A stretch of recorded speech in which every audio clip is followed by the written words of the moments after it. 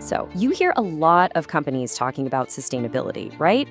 But what's the real difference between just talking about it and truly living it? That's what we're digging into today. We're going to look at the architecture, the blueprint, if you will, for building a real sustainability culture. Not just an organization that does a few green things, but one that is sustainable to its very core. All right, so first things first, we've got to talk about a huge mindset shift. Think about it this way. On one hand, you have compliance. It's just a box to check, a hurdle you have to get over for regulators.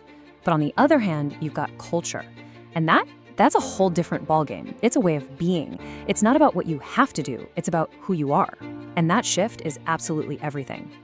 So the big question is, how do you actually build a culture like that? Well, just like building a house, you can't start without a rock-solid foundation.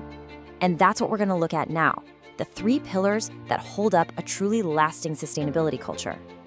And here they are, the big 3: ethical leadership, embedded values, and daily practices.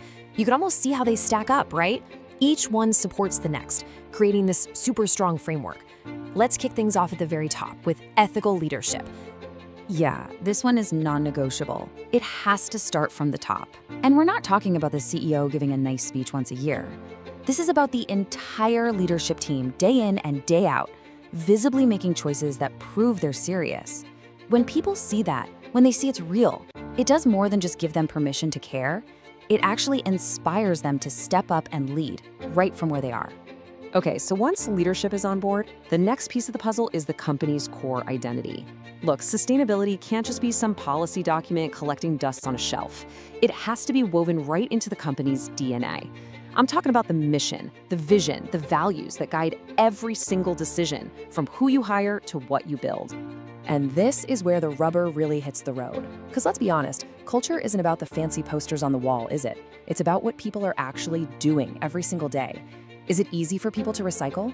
Are you actually asking questions about sustainability when you're choosing suppliers? These are the little, everyday things that turn those big, abstract values into real, solid habits for everyone. Okay, so we've laid our foundation, right? We've got our 3 pillars: leadership, values, and practices. But a building is just an empty shell without anyone inside. So what's the engine? What makes it all go? It's one thing: shared responsibility. And this is just so important to get. Sustainability can't just be ordered from the top down. Sure, leadership sets the direction and managers help make it happen, but it only really works when every single employee is part of it. Real change, the kind that sticks, only happens when everyone feels like they have a stake in it, a real sense of ownership.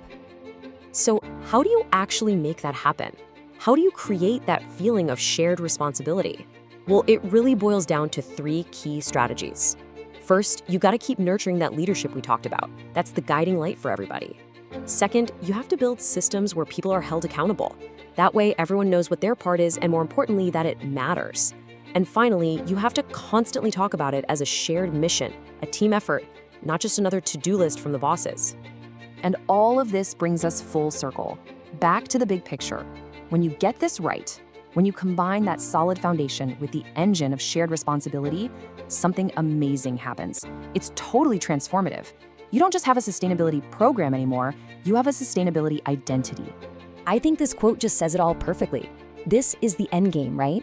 To get to a place where you don't even have to ask, hey, is this the sustainable choice? Because it's already baked into the company's purpose. It's just second nature. And really, this is the key takeaway. It's the difference between just doing sustainable things versus being a sustainable organization. Look, anyone can change light bulbs or put out a recycling bin. That's the easy part.